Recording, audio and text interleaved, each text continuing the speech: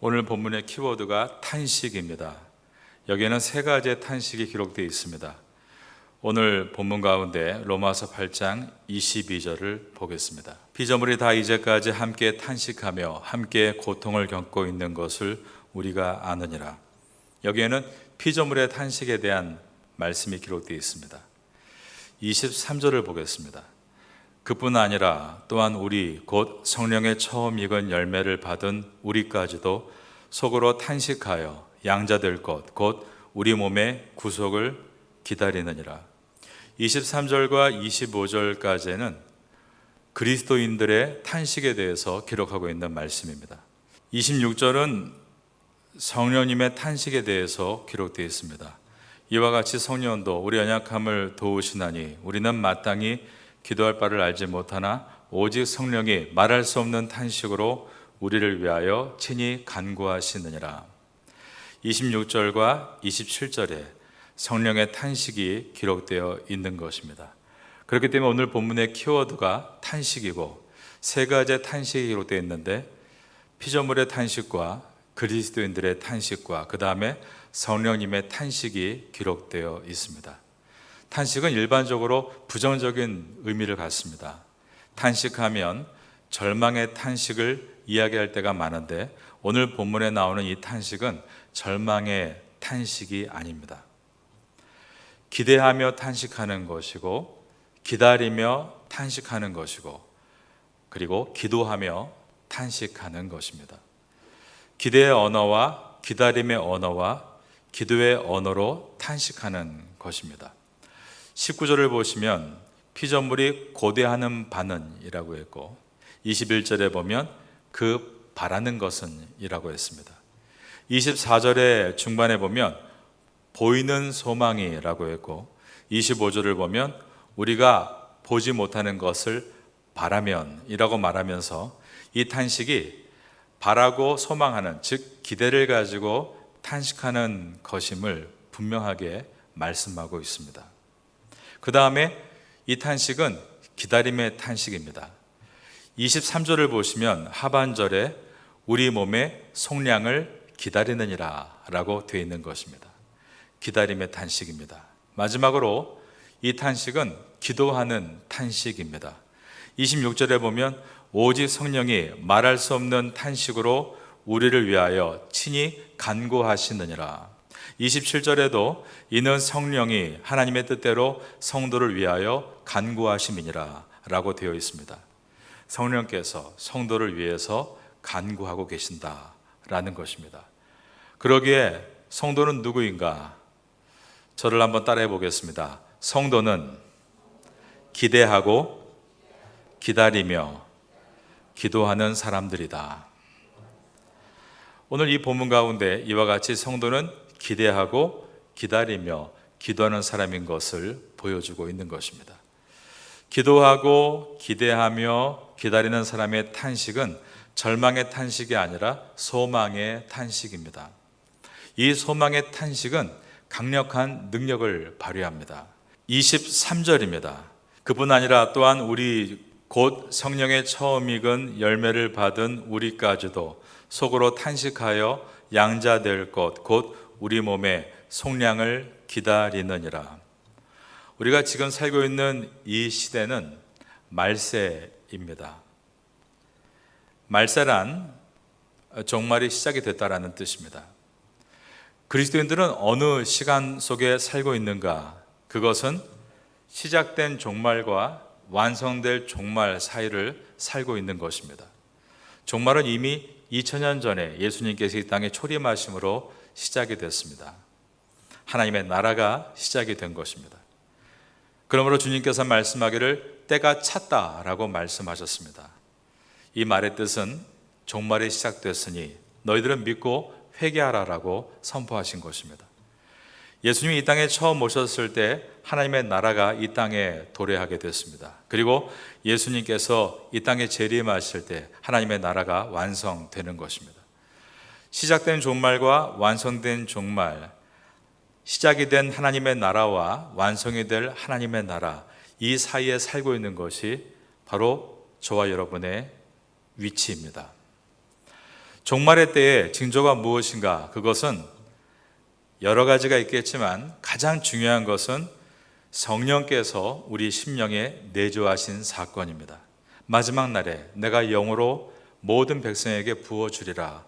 그 예언의 말씀이 오순절 성령이 충만히 임하면서부터 오늘날 이르기까지 성도들에게 일어나게 되므로 여러분 마음 심령에는 성령께서 내주하시는 상태가 된 것입니다.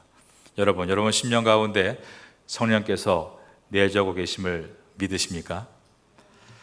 모든 거듭난 성도는 성령으로 말미암아, 즉 내 안에 계시는 성령의 인도하심을 통해서 거듭난 사람들입니다. 우린 그것을 born again, 새롭게 태어났다라고 고백합니다. 그리고 그 거듭난 심령 가운데 이제 성령께서 계속 우리 속에 내주하시는 것입니다. 내가 그것을 경험적으로 매 순간 의식하거나 체험하지 못한다 해도 성령께서는 우리 안에 지금도 내주하십니다. 이것은 변함없는 사실입니다. 바로 이것이 말세의 분명한 표징인 것입니다. 23절을 다시 보겠습니다. 그뿐 아니라 또한 우리 곧 성령의 처음 익은 열매를 받은 우리까지도, 여기에서 성령의 처음 익은 열매란 처음으로 부활하신 예수님을 뜻합니다.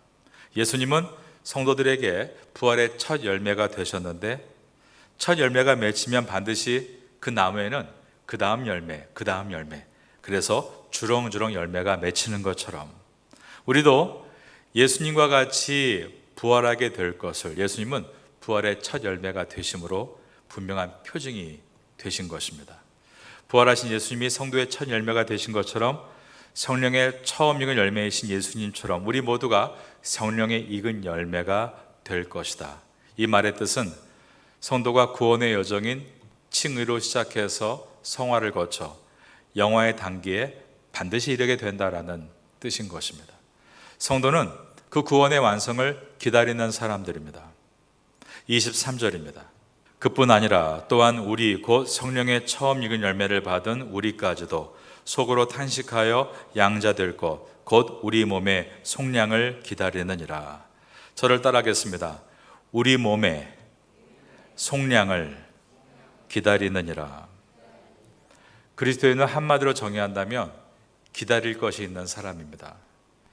기다릴 것이 있다는 것이 얼마나 우리 삶에 소망이 되는지 모릅니다. 기다림이 사람을 의미 있게 만들고 가치 있는 존재로 만드는 것입니다. 기다릴 게 없다면 그 사람에게는 소망이 없겠죠. 기다릴 것이 없다면 이미 생명이 없다는 것과 다를 바가 없습니다. 오늘 나의 자리가 춥고 외롭고 곤고해도 기다림이 있는 사람에게는 따뜻한 빛이 있습니다.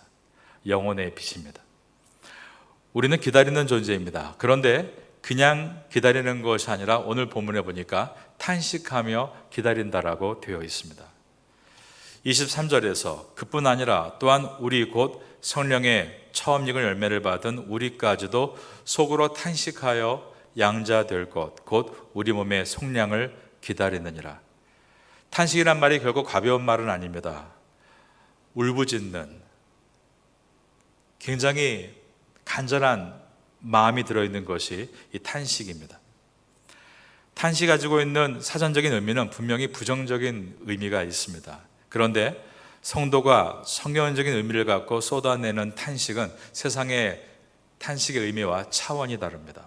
그것은 성도의 탄식의 특징이 기쁨 속에서 탄식한다는 것이 있습니다. 여러분 은혜 받고 나면 어떻습니까? 기쁜데 눈물이 나죠. 기쁜데 울부짖게 됩니다. 그것이 바로 기쁨의 탄식인 것입니다. 그리스도인들은 세상에 살면서 망한 사람처럼 주저앉아 탄식하는 것이 아니라 기쁨으로 탄식하는 것입니다. 로마서는 5장 2절에서 분명히 선포하기를 우리는 하나님의 영광을 바라고 즐거워한다라고 했습니다.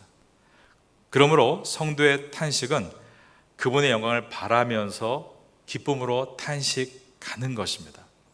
그 이유는 이 성도는 예수님의 십자가의 은혜로 구원이 시작됐기 때문이고 그 구원 안에서 우리의 기다림이 있기 때문에 그분을 구하고 외치는 탄식이 들어가는 것입니다. 그러게 그 탄식은 즐거움과 부딪히지 않고 즐거움과 조화되는 탄식입니다. 하박국 선지자의 고백은 무화과 나무잎이 마르고 포도의 열매가 없고 또 외양간에 소가 없고 없어도 성도는 여호와라 인하여 즐거워하리로다 라고 했습니다. 바로 이것이 기쁨의 탄식입니다. 그러면서 하나님의 구원이 완성되기를 탄식으로 기대하고 기다리며 기도하는 것, 바로 이것이 성도의 모습인 것입니다.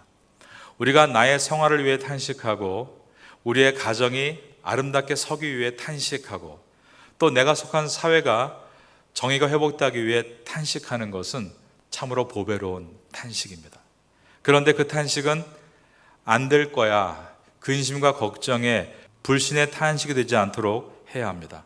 하나님은 의를 위한 이 탄식이 반드시 믿음으로 동반해서 가야 하고 믿음의 탄식이 될 때 하나님은 그것을 간구와 기도로 받아주시기 때문입니다. 오늘 이 시간도 마찬가지입니다. 우리가 설교를 듣고 나서 기도하게 될 텐데 믿음으로 의로움으로 탄식하는 간구가 있을 때 그 탄식은 힘이 있고 간구 가운데 주님의 놀라운 은혜를 경험할 수 있게 되는 것입니다. 여러분 오늘 밤도 그러한 은혜로 탄식하고 구할 수 있게 되시기를 예수님의 이름으로 축원합니다. 성령님도 우리를 도우시기 위해 탄식하신다라고 되어 있습니다. 6장 26절을 보겠습니다. 이와 같이 성령도 우리의 연약함을 도우시나니 우리는 마땅히 기도할 바를 알지 못하나 오직 성령이 말할 수 없는 탄식으로 우리를 위하여 친히 간구하시느니라. 연약한 가운데 있는 성도들을 성령께서 탄식해 도우십니다. 연약함이라고 되어 있는 이 단어가 헬라어로 아스테네이아라는 단어인데 이 연약함은 창세기 3장에서 인간이 타락한 이후에 나타난 현상입니다. 하나님이 인간을 처음에 창조하셨을 때는 인간에게는 이 연약함 아스테네이아가 없었습니다. 그런데 아담의 타락 이후로 아스테네이아, 연약함을 가지게 됐습니다. 이 연약함이란 타락의 결과로 인간이 얻어지게 된 여러 가지 재앙을 뜻합니다. 연약하기 때문에 할 수 없는 일이 늘어났습니다. 연약함은 죄라고 할 수 없겠죠. 그러나 그 연약함으로 인해서 죄를 짓게 된다는 것입니다. 그리고 그 연약함을 통해서 소망의 탄식이 아니라 절망의 탄식을 쏟아놓게 된다는 것입니다. 기도도 마찬가지입니다. 우리가 눈을 감았습니다. 그런데 눈을 감고 기도하지 않고 생각을 하면 어둠이 몰려와서 절망의 탄식이 나옵니다. 그러나 우리가 눈을 감고 곧바로 성령님을 구하고 그 성령님을 의지하며 기도를 시작하면 성령께서 내 마음에 역사하셔서 주님의 확신의 말씀들을 깨닫게 도와주시고 나를 위해 탄식하시고 내 기도가 실패하지 않도록 나를 도와주시는 것입니다. 이와 같이 성령도 우리의 연약함을 도우시나니 우리는 마땅히 기도할 바를 알지 못하나 오직 성령이 말할 수 없는 탄식으로 우리를 위하여 친히 간구하시느니라. 우리의 연약함이 기도에 나타날 때 그 형태가 여기 나와 있는 것처럼 마땅히 빌 바를 알지 못하고 고민하고 근심하고 걱정하는 것입니다. 우리는 문제를 만났을 때 현상만을 볼 뿐 본질을 볼 수 없으므로 정말 하나님께 무엇을 구해야 되는지 그 지혜를 갖고 있지 못합니다. 기도하기 위해 눈을 감았으나 문제의 본질에 접근하지 못하고 상황만을 보고 걱정하고 근심하며 기도하는데 그것은 기도가 아니죠. 내 생각을, 내 고민을 묵상하는 것입니다. 이것을 이 절에서 마땅히 빌 바를 알지 못한다라고 표현하고 있는 것입니다. 그런데 기도하게 눈을 감고 성령님의 도우심을 구하면 우리의 눈에 보이는 상황이 아닌 본질을 볼 수 있는 그 지혜로 성령께서 이끌어 주시고 문제를 뽑아야 되는데 가지만 붙잡고 있던 나의 기도가 이제는 문제에 접근해서 그것을 분명히 들여다볼 수 있는 믿음의 눈을 성령께서 열어주시는 것입니다. 여러분, 기도는 내가 원하는 어떤 것을 놓고 그것을 관철하는 것이 기도가 아닙니다. 능력 있는 기도는 하나님을 움직이려는 기도가 아니라 하나님께서 나를 움직여 가도록 내가 성령 안에서 기도할 때 능력이 나타나게 되는 것입니다. 성령 충만은 수동태입니다. Be filled with the Holy Spirit. 즉 내가 성령을 잡고 가는 것이 아니라 내가 성령 안에 들어감으로 그분이 나를 충만케 하셔서 이끌어 가심으로 내가 기도할 때 내 문제의 상황만을 보지 않고 문제의 본질을 보고 담대히 나아갈 수 있는 그 길을 인도하시는 분은 우리 성령님이신 것입니다. 오늘 밤도 그 은혜를 붙들고 기도하게 되시기를 예수님의 이름으로 축원합니다.